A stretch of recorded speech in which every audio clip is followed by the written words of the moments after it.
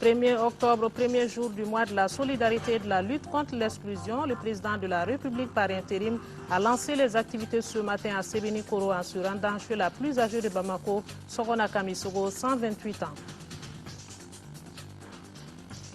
La crise du Nord au cœur de la session d'octobre de l'Assemblée nationale, une session dite budgétaire qui sera consacrée au vote de la loi de finances 2013. Elle s'est ouverte cet après-midi. Port du casque, le gouvernement privilégie la sensibilisation. Aucun conducteur d'engin à 2 roues ne sera pénalisé pour non-port de casque. Tout sera mis en œuvre pour exonérer les casques à l'importation. Mesdames, Messieurs, bonsoir et bienvenue aux informations. Le président de la République par intérim a lancé ce matin à Sébenikoro les activités du mois de la solidarité et de la lutte contre l'exclusion par la visite aux personnes âgées. Le professeur Dionkounda Traoré s'est rendu chez l'une des personnes les plus âgées du Mali. Il s'agit de Mme Sogona Keïta, 128 ans. Nous y reviendrons tout à l'heure. Journée de travail remplie donc pour le président de la République par intérim. Après la visite, il a reçu cet après-midi en audience l'ambassadeur de France au Mali et une délégation chinoise. Le compte rendu avec Nyanya Aliou Traoré.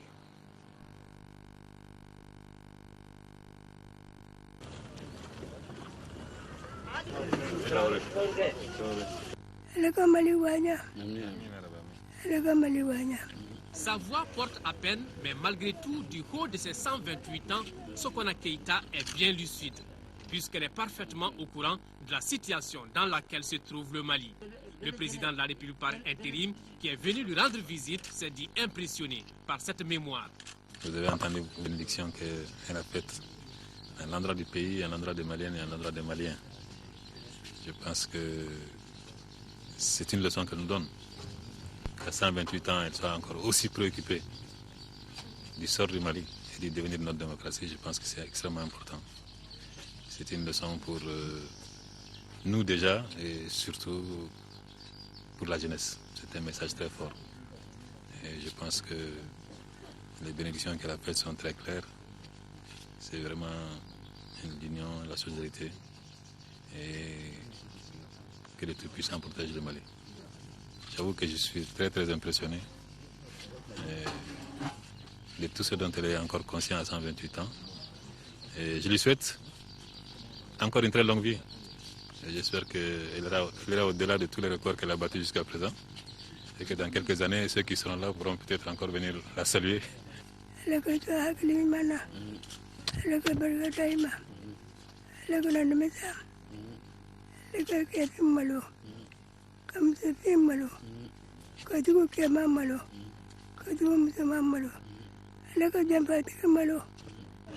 Le lancement de cette 18e édition du mois de la solidarité, placé sous le thème Solidarité et paix pour un Mali un et indivisible, a été une occasion pour le président de la République par intérim de lancer un message. Aux populations qui sont sous occupation, et c'est aussi le message de l'ensemble du gouvernement. Et je leur demande d'avoir encore beaucoup de courage. Nous savons le calvaire, le martyre qu'elles vivent. Et qu'elles sachent que toutes nos pensées vont vers elles, et singulièrement en ce mois d'octobre, mois de la solidarité. Et je voudrais leur dire qu'il n'y a aucune raison de désespérer et que dans un temps très prochain, leur situation sera réglée, Inch'Allah. Sogona Keïta, l'une des plus âgées du Mali, est mère de 3 filles, grand-mère de 26 petits-enfants et son plat préféré est le spaghetti. Voilà toutes nos excuses pour cette erreur d'aiguillage. Le président de la République qui s'est donc rendu chez Sogona Keïta, 128 ans, et c'était une occasion pour lui d'adresser un message aux populations du nord du Mali. Journée de travail remplie pour le président de la République par intérim. Après la visite, il a reçu cet après-midi en audience l'ambassadeur de France au Mali et une délégation chinoise conduite par le député Hussein Amionguindo. Avec les diplomates français, il a été question de la 67e session de l'ONU. Et avec les Chinois, les entretiens ont porté sur la construction prochaine d'une usine de fabrication de seringues et de sérum au Mali. Le compte-rendu d'audience avec Nyanya Aliou Traoré. En cette période de crise, la France demeure l'un des partenaires privilégiés du Mali. C'est fort de cette coopération que son ambassadeur vient de rencontrer le président de la République par intérim. Le vote prochain d'une résolution par le Conseil de sécurité pour l'envoi d'une force internationale au nord du Mali a été abordé par les deux personnalités. Entre la France et le Mali, un dialogue permanent. Il me semblait utile de faire le point avec le président sur la dernière Assemblée générale des Nations Unies, la partie de l'Assemblée générale qui a traité du Mali et du Sahel plus généralement pour voir avec lui le suivi à donner dans les prochaines semaines. Comme on l'a vu lors des débats, et il y a des préoccupations. La première, c'est qu'il y a une crise qui ne présente pas seulement des risques pour le Mali, mais pour la communauté internationale. En plus, il y a une urgence à agir. À partir du moment où on est déjà d'accord sur ces deux points, le constat de la crise et l'urgence d'agir, je crois que plus de la moitié du chemin est fait. Maintenant, ce sont les modalités à voir en liaison avec les Africains. À l'agenda des audiences du président de la République par intérim figurait également une mission chinoise. Il était porteur d'un projet d'environ 10 milliards de francs CFA. Il concerne la construction dans les mois à venir d'une usine de fabrication de médicaments. Pour cela, la société chinoise compte sur l'accompagnement des autorités maliennes. Il dit qu'il est venu au Mali, il voudrait faire une usine de fabrication des sérums, des seringues, en même temps des médicaments, tout. Bon, voilà pourquoi il est venu rencontrer le président de la République. Le Mali est un pays stable et qui sera stable aussi dans l'avenir. Voilà pourquoi il a choisi le Mali. Le projet, c'est bientôt.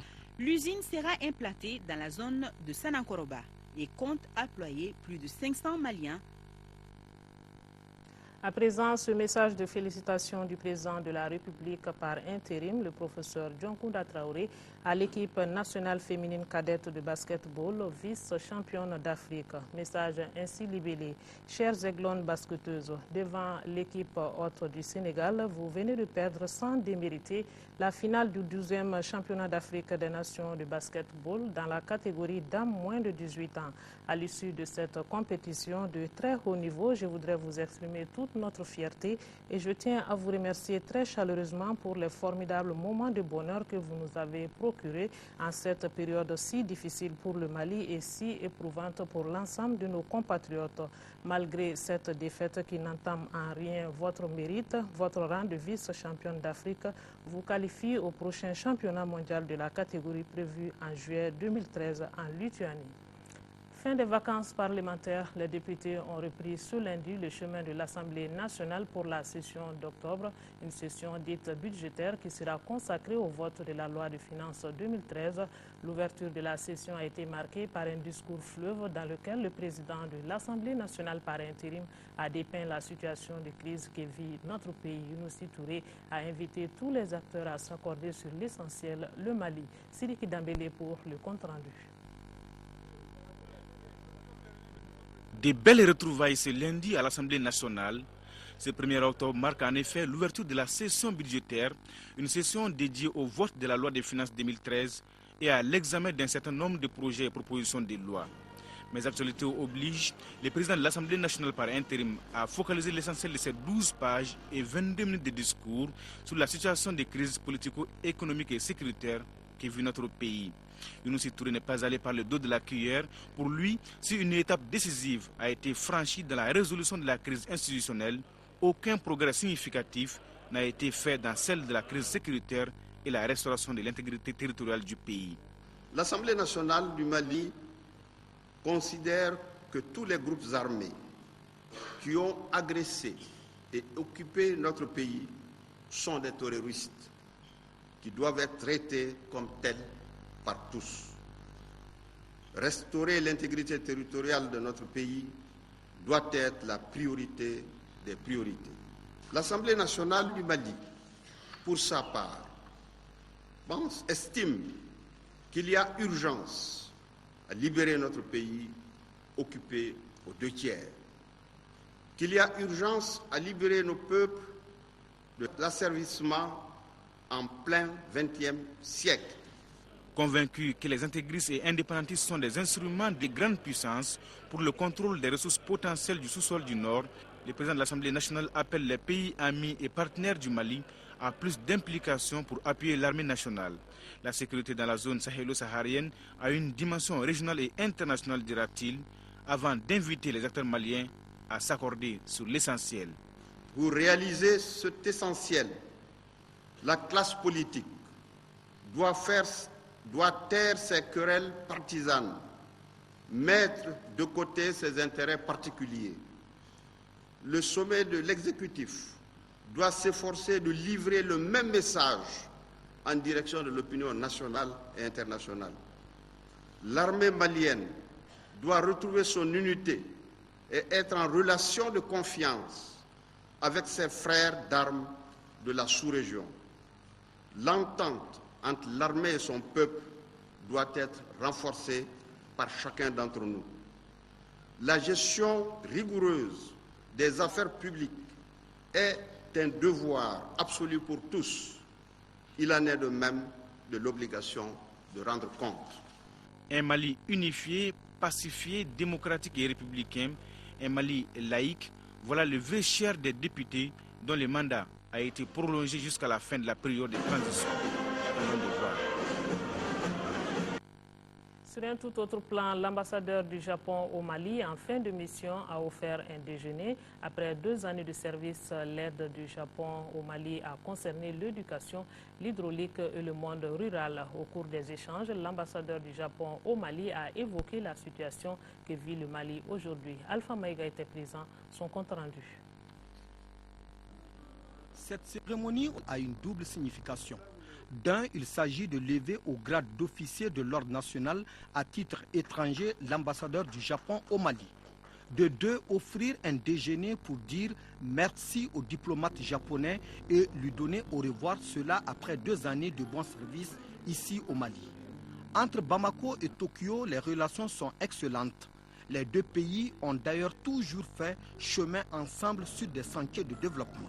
Cette solidarité s'est manifestée à l'endroit du Mali dans des domaines aussi variés que pertinents, tels que l'agriculture, l'élevage et la pêche, les infrastructures, l'éducation et la santé, l'eau potable, l'environnement, pour ne citer que ces 2. Ces appuis ont apporté au gouvernement du Mali un grand renfort dans la réalisation de ces programmes et dans l'atteinte de ses objectifs de développement. En quittant le Mali, le diplomate japonais, ainsi honoré par les autorités maliennes, se dit impressionné tout en saisissant l'occasion pour évoquer ce que vit le pays aujourd'hui. Je me sens triste d'avoir à dire au revoir au Mali, qui traverse une période très critique de son histoire. Je suis sûr que votre pays surmontera toutes ces difficultés. Je garderai de ce pays, de ses dirigeants et de sa population un agréable souvenir. À travers le Mali et le Japon, il s'agit en clair d'une solidarité agissante. Un autre événement de ce lundi concerne le port obligatoire du casque. Le gouvernement opte pour la sensibilisation. Aucun conducteur d'engin à 2 roues ne sera pénalisé pour non-port de casque. Le gouvernement décide à cet effet de mener une vaste campagne de sensibilisation à l'endroit des conducteurs d'engins à 2 roues. C'est en substance le message véhiculé par le ministre des Transports et des Infrastructures routières ce matin.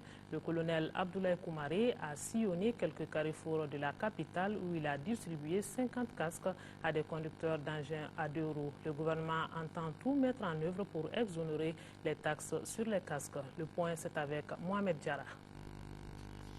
Lundi 1er octobre 2012, jour J fixé par l'État pour l'application de la mesure relative au port du casque. Pour éviter la tension, l'esprit de sagesse aura prévalu. Le port du casque n'est plus obligatoire. En termes clairs, aucun conducteur d'engin à 2 roues ne sera pénalisé pour non-port de casque. Le gouvernement a procédé à partir de ce matin à une large sensibilisation suivie de remise de casque. Le ministre des Transports et des Infrastructures routières a tracé la voie. Le colonel Abdoulaye Koumaré a distribué au cours de sa visite dans certains carrefours une 50aine de casques. Nous, en tant que gouvernement, on doit s'acquitter de notre devoir aussi de protection du citoyen. C'est ce qu'on est en train de faire. Mais on le fait avec les citoyens eux-mêmes.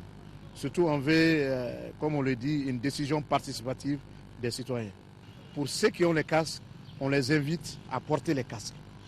Et pour ceux qui n'en ont pas, on les invite à réaliser les casques dans la mesure de leurs possibilités.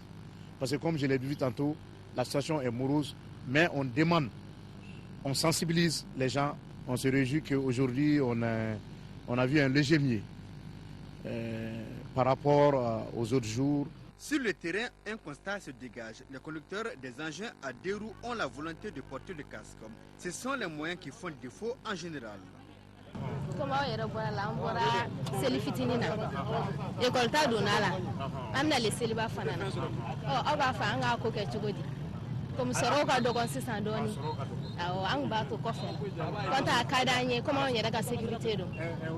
Je souhaiterais que chacun porte son casque afin de pouvoir se protéger en cas d'accident pour éviter des mal qui peuvent le venir à la tête en cas d'accident. La charité bien ordonnée commence par soi-même, dit-on. Les porteurs d'uniforme chargés de la régulation de la circulation routière décident de donner le bon exemple. On a des casques. C'est les 3 casques qu'on a. Ce matin, on nous a donné 3 casques. Le gouvernement entend mettre tout en œuvre pour exonérer les taxes sur les casques. On est en train de travailler d'arrache-pied pour mettre en œuvre l'exonération sur les casques. On est en train de travailler également avec le ministère du Commerce, qui travaille aussi en étroite collaboration avec les vendeurs de casques et les vendeurs de motos. Déjà, à la date d'aujourd'hui, on peut se réjouir pour dire que aujourd'hui, les motos ne se vendent plus sans casque. Ça, c'est déjà un grand acquis. C'est donc parti pour la campagne de sensibilisation sur le port du casque. La question que l'on se pose, combien de temps cela va durer? Du nouveau dans les agences de la SECNA, il s'agit du SMS, entendez là le système de management de la sécurité. Pendant une semaine, des sessions de sensibilisation et de formation sur le SMS seront organisées dans l'optique de rehausser le niveau de sécurité de la navigation aérienne. Prennent part à ces travaux les cadres du système aéronautique, le personnel de la SECNA et les représentants des structures intervenant dans le secteur aérien. Ramata Konate est allé voir. À partir de ce lundi 1er octobre et jusqu'au 9, toute une série d'activités sont programmées pour marquer le lancement du système de management de la sécurité, communément appelé SMS. Le bal s'ouvre avec une journée de sensibilisation adressée aux cadres du système aéronautique national. Il s'agit surtout d'attirer leur attention sur le SMS, le programme national de sécurité, les obligations et responsabilités de l'État en matière de sécurité aérienne, les concepts modernes de la gestion de la sécurité. Après cette session, s'ouvrira une série de formations pour le personnel de la SECNA et les représentants des structures intervenant dans le domaine de la navigation aérienne. Ces travaux vont d'abord, disons, répondre à des normes de l'Organisation de l'aviation civile internationale, ce qui permettra au Mali d'être conforme à la réglementation internationale qu'ils ont approuvée. Deuxièmement, également, ça permettra de rehausser le niveau de sécurité au Mali. Quand je dis rehausser le niveau de sécurité, c'est pour éviter des incidents, accidents et tout événement qui peut influencer négativement sur le transport aérien. Ces échanges qui s'inscrivent dans le cadre de la mise en œuvre du système de management de la sécurité sont initiés par l'Agence pour la sécurité de la navigation aérienne en Afrique et à Madagascar, à SECNA. On quitte l'aéroport pour faire un tour en ville. Environ 266 millions de francs CFA, c'est le montant investi par la mairie du district de Bamako et ses partenaires dans la réalisation de 2 km 400 de voies au quartier Badialan 1. La coupure du ruban symbolique ouvrant les voies au public a eu lieu cet après-midi même et c'était en présence des autorités communales et des notabilités du quartier. Là-dessus, le point c'est avec Fadema Keita. Les rues 469, 471 et 474 d'une longueur d'environ 2 km 400, les caniveaux de Tomikorobougou et le pont reliant les quartiers Badialan 1 et 2, ainsi inaugurés, font partie du vaste programme d'entretien et d'embellissement de la ville de Bamako. Ces infrastructures sont l'œuvre du maire du district en collaboration avec l'association Nieta de Bamako, appuyée par l'entreprise chinoise CGGC. Selon les autorités de la mairie du district, ces infrastructures ne sont qu'un embryon de leurs ambitions. Le développement passe par les infrastructures, c'est inévitable. C'est la mission du district, de vouloir en tout cas faire tout le district de Bamako des rues pavées. Et pourquoi pas même au-delà, même pour l'ensemble du Mali. Pour les autorités du pays, une telle initiative appuie le gouvernement dans ses efforts de développement. Qui parle de réalisation de routes parle de décentralisation. Il est un devoir pour toutes les populations, notamment à leur tête les élus locaux, de faire en sorte qu'on puisse offrir des cadres de vie meilleurs aux différentes populations. On aimerait que tous les Maliens puissent prendre cet exemple pour aider notre département à construire ce pays, à faire des routes qui est signe de développement. Après la coupure du ruban symbolique, les autorités ont eu droit à la visite guidée des réalisations. Pour donner un éclat à cet événement patriotique, 2 artistes de renom étaient aussi de la fête. Il s'agit de l'ambassadeur de l'ONU-SIDA, Toumani Diabaté, et de la nouvelle révélation de Fadjigila, Fatmata Kaloga Ditoudjo. Hors du Mali et direction l'Afrique du Sud, où les femmes mettent la pression sur la commission d'enquête concernant l'affaire Marikana. On se rappelle le 16 août dernier, à la mine de Marikana, la police avait ouvert le feu sur des manifestants, tuant parmi eux 34 personnes. Une commission a été mise en place pour éclaircir la situation et elle a 4 mois pour le faire. L'endroit même où 34 mineurs ont été tués le 16 août dernier. 1 mois et demi après la fusillade de Marikana, ces femmes interpellent les enquêteurs qui démarrent aujourd'hui leur travail. La commission va devoir travailler dur pour gagner la confiance de la communauté, pour que la communauté participe et croit aux résultats de cette enquête. Nous les supplions de faire ce qu'il faut pour que nous soyons fiers de ce que nous sommes, fiers du gouvernement sud-africain. Que s'est-il passé le 16 août dernier à la mine de Marikana? Pourquoi la police a-t-elle tiré à balles réelles sur les mineurs grévistes, faisant 34 morts et plus de 70 blessés? C'est à cette question que cette commission d'enquête va devoir répondre. Mineurs, responsables de la police, syndicalistes, les enquêteurs entendront tous les acteurs du drame. Objectif, faire la lumière sur ce carnage qui a réveillé le souvenir des pires heures de l'apartheid, laissant des blessures sur les corps et dans les cœurs. La police doit arrêter de nous tuer. Elle est là pour nous protéger, elle doit faire son boulot. 1 mois et demi après le drame, aucun policier, aucun responsable n'a démissionné ni été inquiété. La commission a 4 mois pour mener son enquête. Elle rendra un premier rapport dans une 12aine de jours. Il est très attendu par les familles des victimes.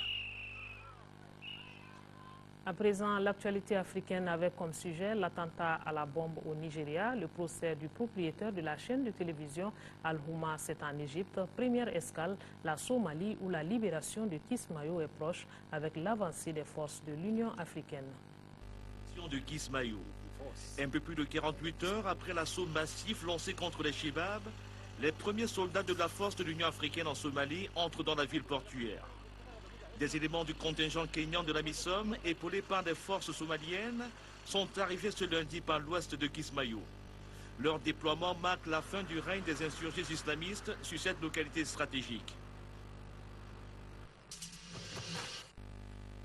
Au moins 3 personnes blessées dans un attentat à la bombe à Zaria dans le nord du Nigeria.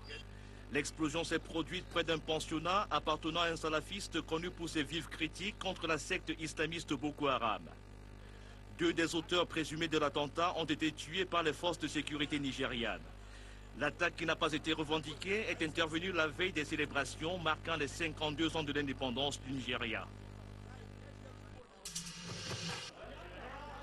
Report du procès du propriétaire de la chaîne de télévision Al-Houma.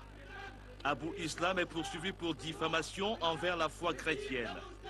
L'islamiste soutenu par ses partisans est accusé d'avoir brûlé un exemplaire de la Bible lors des manifestations de protestation contre les États-Unis.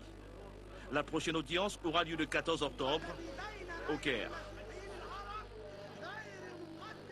Au Mali, ici, en 5e région, l'ONG américaine International Call Organization, ICO, vole au secours de 200 élèves de leurs familles déplacées des régions du Nord sur le site de Sévaré. Elle vient de leur remettre une quantité importante de vivres d'une valeur de 16 millions de francs CFA.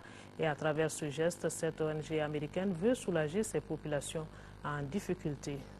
Voilà donc l'ONG américaine International Call Organization, ICO, qui vole au secours de 200 élèves et leurs familles déplacées des régions du nord du Mali sur le site de Sévaré. Elle vient donc de leur remettre une quantité de vivres d'une valeur de 16 millions de francs CFA.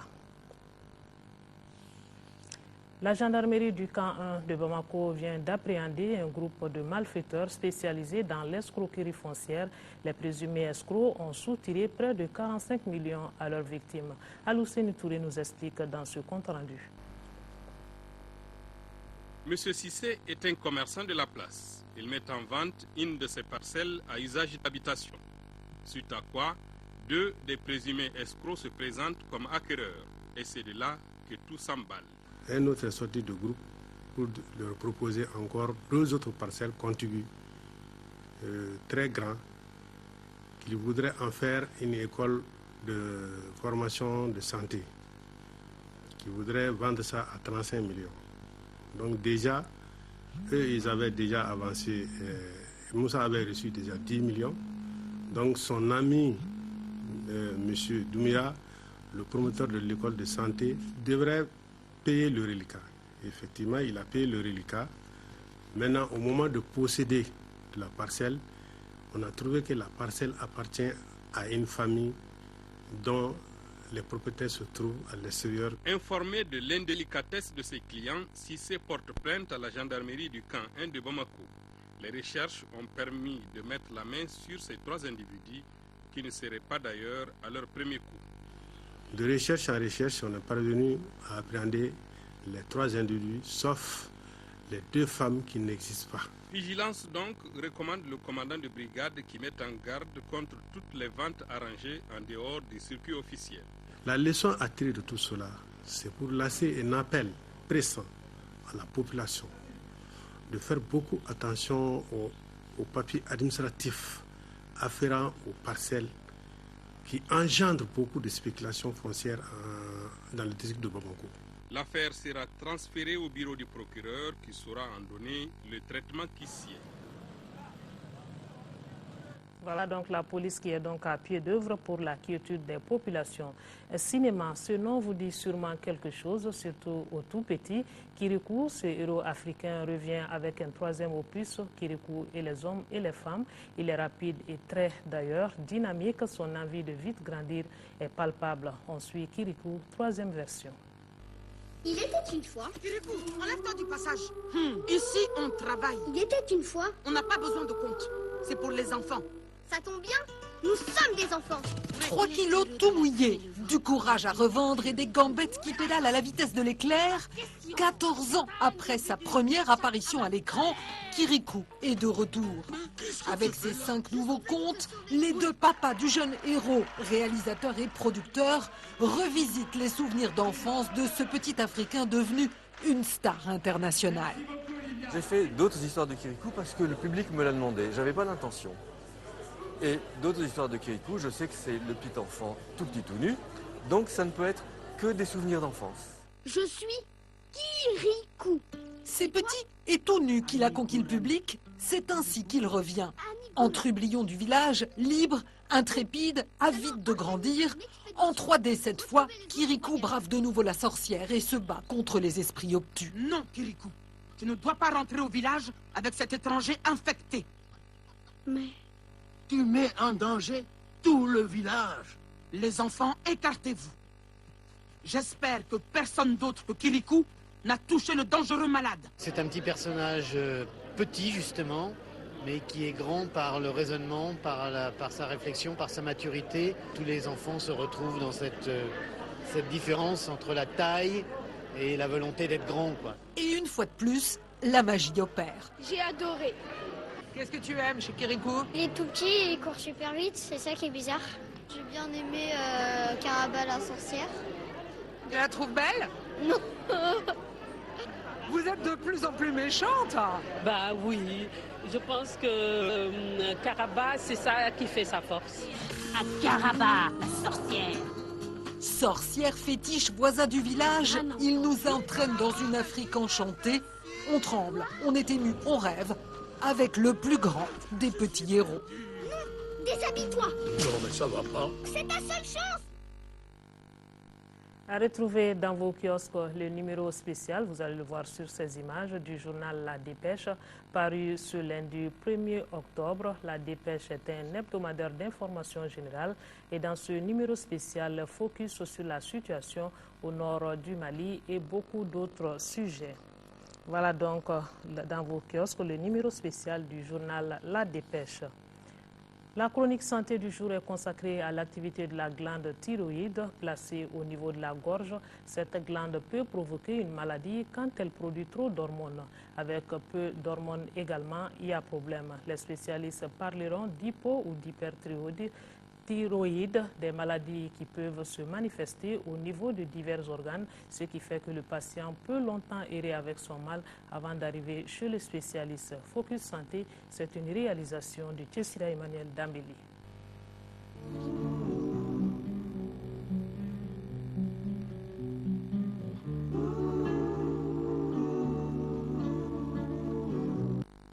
La thyroïde est une glande située ici dans la partie avant du cou sous la paume d'Adam. Elle a la forme d'un papillon et sécrète des hormones indispensables à la croissance osseuse, au développement mental, à la stimulation de la consommation d'oxygène des tissus et à la transformation des graisses et des sucres. Quand les hormones sécrétées par cette glande sont insuffisantes, cela provoque une maladie appelée hypothyroïdie. Mais quand ces mêmes hormones sont en excès, cela donne une maladie appelée hyperthyroïdie. Quand il y a une hyperproduction hormonale, les signes permettant de reconnaître cela, c'est donc la tachycardie, c'est-à-dire le cœur bat très vite, c'est des palpitations, le sujet sent que ça bouge dans sa poitrine, il y a de la diarrhée, il y a de l'amaigrissement et il y a les troubles du sommeil et des troubles caractériels, angoisse, irritabilité. Donc tout cela peut se retrouver chez le malade, mais parfois pas ensemble. Et c'est ce qui fait errer le diagnostic. Donc si c'est simplement le digestif qui est au premier plan, le sujet a tendance à aller chez le gastro-entérologue. Si c'est le cardiaque qui est en premier plan, il a tendance à aller chez le cardiologue. Mais tout vient de là. Et tant qu'on ne traitera pas la thyroïde, ces symptômes ne disparaîtront jamais. Mais est-ce qu'il y a des symptômes physiques aussi? Ces symptômes physiques, c'est essentiellement l'augmentation de volume de ce corps thyroïde. Et c'est son augmentation de volume qui fait qu'on l'appelle goitre. Le deuxième élément, dans certaines formes, dans ce qu'on appelle la maladie de Baszlo, qui est une forme particulière, il y a l'exophthalmie, c'est-à-dire les yeux de la personne sortent. Dans le monde, l'hyperthyroïdie touche environ 2% de la population contre 1% pour l'hypothyroïdie. Par ailleurs, 80% des personnes souffrant de ces maladies sont des femmes. Ces deux affections s'expliquent par un faisceau de causes, parmi lesquelles le terrain génétique qui fait que tout le monde, dans les mêmes conditions, ne développera pas une hypothyroïdie ou une hyperthyroïdie. La composante génétique est là, mais aussi parfois des facteurs environnementaux, tels que les stress qui peuvent être un facteur déclenchant de certaines hyperthyroïdies. Mais dans le contexte de l'hypothyroïdie, par contre, qui est l'hypofonctionnement de la glande, ça peut être une absence d'iode, une insuffisance d'iode dans l'alimentation. D'où la politique nationale d'iodation des aliments, du sel, pour essayer d'endiguer cette partie hypothyroïdie. La prise en charge de l'hyperthyroïdie et de l'hypothyroïdie se fait correctement au Mali. En fonction de leurs causes et de leurs manifestations, les spécialistes associent prise d'hormones et opération chirurgicale du goitre, une des manifestations physiques de la maladie. Quand on prend l'hyperthyroïdie, qui est donc l'hyperfonctionnement de la glande, normalement, on doit freiner cet hyperfonctionnement. Donc ce freinage peut se faire par des médicaments qu'on appelle des antithyroïdiens de synthèse. Certains peuvent poser quelques problèmes à certaines personnes, on peut ne pas pouvoir le supporter, ou bien la chirurgie, ou bien l'iode radioactive. Donc nous, présentement au Mali, nous avons surtout les médicaments, et quand on stabilise la personne, on peut aller au versant chirurgie. Le chirurgien joue un rôle central dans le traitement des goitres. il joue un rôle de diagnostic pour reconnaître le goitre, parce qu'il y a plusieurs types de goitre, mais également pour traiter le goitre, parce qu'il y a des goitres qui sont traités médicalement, mais qui terminent par la chirurgie, qui arrivent donc à enlever le goitre. L'hypothyroïdie, qui est donc le non-fonctionnement de la glande, soit parce que ça ne fonctionne pas parce qu'il y a une lésion de la glande, ou bien il a été enlevé, ou bien il y a une carence en iode, c'est plutôt l'hormone qu'on doit donner. En fonction du type de goitre, par exemple, si c'est un goitre avec hypofonctionnement de la thyroïde, la chirurgie est une solution définitive au goitre.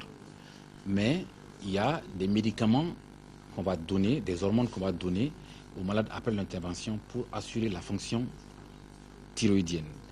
Maintenant, si c'est une hyperthyroïdie, ça peut être effectivement une solution définitive à l'hyperthyroïdie et il n'y a même pas de traitement après, parce qu'à ce moment-là, la thyroïde peut fonctionner avec une fourchette d'hormones normales.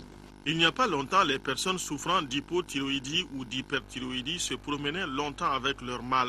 Aujourd'hui, l'information aidant, beaucoup arrivent à temps chez les spécialistes qui, dans le diagnostic, commencent d'abord par différencier l'hyperactivité de l'hypoactivité de la glande thyroïde.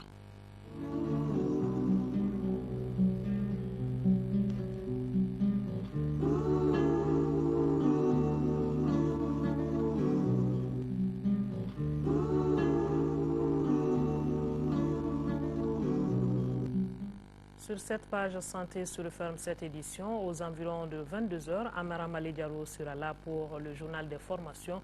Demain 10h, 13h, Haïssata Ibrahim Maïga. En ce mois de la solidarité, nos pensées vont à nos compatriotes des régions du nord du Mali vivant sous occupation.